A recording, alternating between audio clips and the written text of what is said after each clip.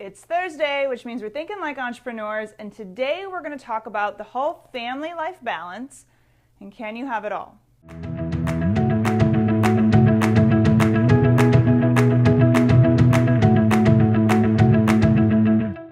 Hey, I'm Erin Smith, owner and founder of the Starters Club, and welcome to Think Like an Entrepreneur Thursday, where we discuss the mindset shift from going from an employee to an entrepreneur.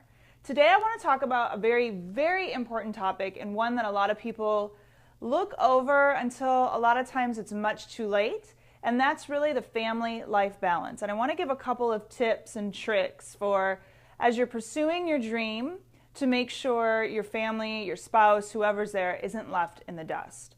So first of all, I think it's really important to understand I've been on both sides of the table. Okay, so I've experience on both of this. I actually, when I started my first business, full disclaimer, I had a marriage that wasn't exactly solid, but when we started the business, I knew things were falling apart, and so I put my head down and really hoped that when we got to the point of making a lot of money, it would solve things. And unfortunately, within a couple years, we were doing really, really well, and when I looked up in that time frame, I had a complete stranger. And now that I'm in a different relationship, I have children in tow too, things are a lot more different. There's more stakes at play. And so it's much more important for me to make sure I really do have the balance in place. So there's a few things I really want you to consider.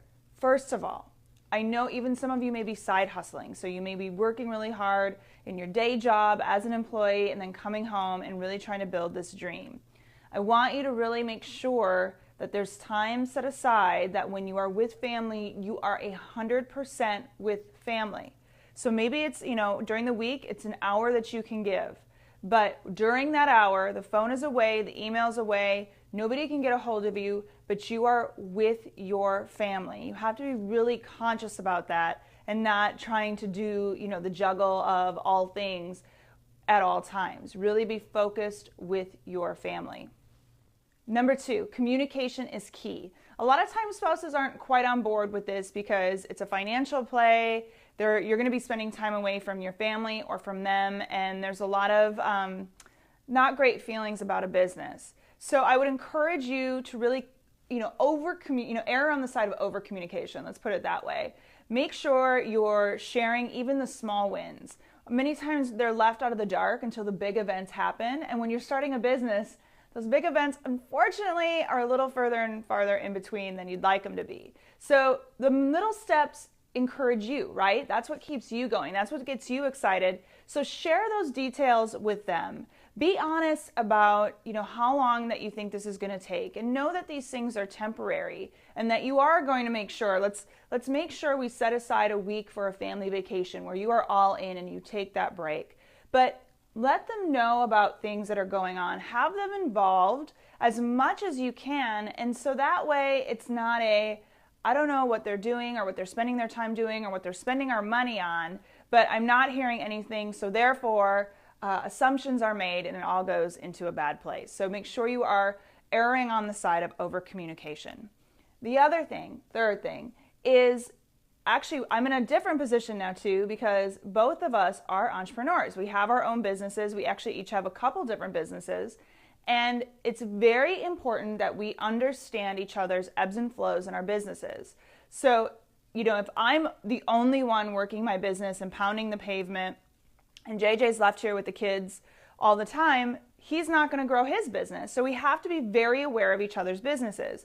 And we don't want to be in a position where I refuse, because this is why I wanted to be an entrepreneur. I refuse to be in a position where 3 years from now, I have this massively successful business, everything's doing amazingly, and I've got 2 kids who are suddenly don't even know who I am. That's the last thing I want, and that's the last thing he wants. So we very much communicate the ebbs and flows in our business. Now, for example, summer has been really crazy for JJ. So he's really had to pound the pavement. He's been teaching on weekends, and I've had to pick up the slack and make sure I'm here for the weekend. So my business hasn't quite been as high of a priority for me right now. However, I also know that come winter and spring next year, the Entrepreneur Summit is going to be happening and planning, and so that's going to be my time where he has to pick up the slack, cook more dinners, do different things like that. So we're both on the same page. It's not all or nothing. And if you have two entrepreneurs who are working on building your business, you need to understand this, because if one person's all in and the other person's supporting and holding down the fort, that other person's going to get a little resentful because their business isn't growing as much as they'd like to. So you have to communicate these things. It's really, really important. So don't dive in, okay? Dive in, but don't ignore everything around you and cross your fingers and hope for the best.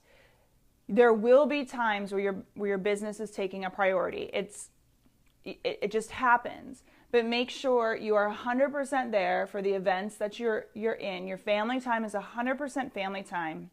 And they're going to be much better off with you taking that time then and working on your business and just working over communicating, and make sure you understand the ebbs and flows of your business, and your spouse does too, so you can say, listen, I got a launch coming up here in a few weeks, so I'm pretty much going to be off the grid.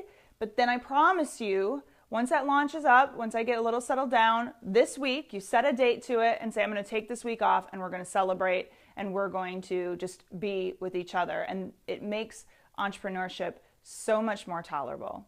So thanks always for watching. If you have any tips that you would like to share in making marriage, family, all of this work with entrepreneurship, I'd love to hear them. Please comment below, and we'll see you next week where we're thinking like entrepreneurs.